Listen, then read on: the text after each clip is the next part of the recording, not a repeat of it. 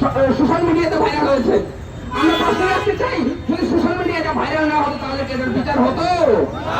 আমরা দেখতে পাচ্ছি যে একটা অবস্থায় দেশের অবস্থা এমনও পর্যায়ে দাঁড়িয়েছে যে হত্যাকাণ্ডের বিচার হওয়ার জন্য এখন সোশ্যাল মিডিয়া এখন বড় একটা ভূমিকা পালন করছে।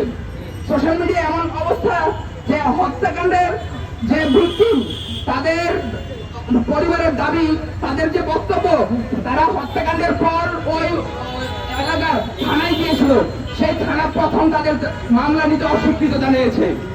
এটার দায় ওই থানার ওসিকেও বরখাস্ত করতে হবে। থানার ওসি কেন প্রথম মামলা নিতে অস্বীকৃতি জানালো এবং পরবর্তীতে যখন মামলা নেওয়া হলো সেই ভিকটিমের সন্তানরা দাবি করছে সেখানে যারা দায়ী না তাদেরকেও সেই মামলায় ঢুকানো হয়েছে।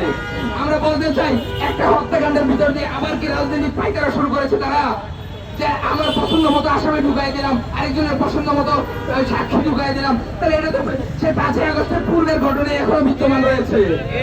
আমরা বলতে চাই যে এই 5ই আগস্ট পরবর্তী এমন কোন অরাজনৈতিক পরিবেশ গ্রহণ করা হবে না।